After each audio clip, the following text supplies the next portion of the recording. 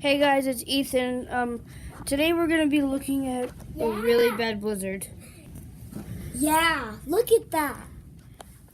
This is a really big blizzard. We get to stay home because of it. Yeah, we have a school day and tomorrow it's school, but we still stay home tomorrow too. Today's Wednesday.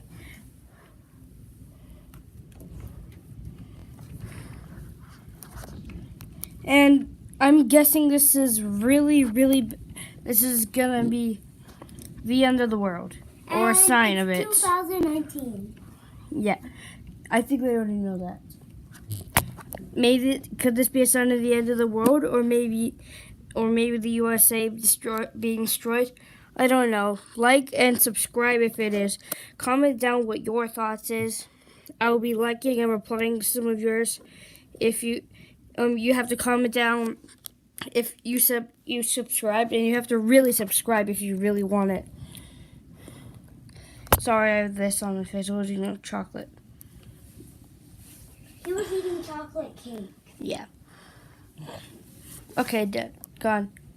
So, anyways, like and subscribe if you think it's the end of the world. Comment and like the video if you think it's not.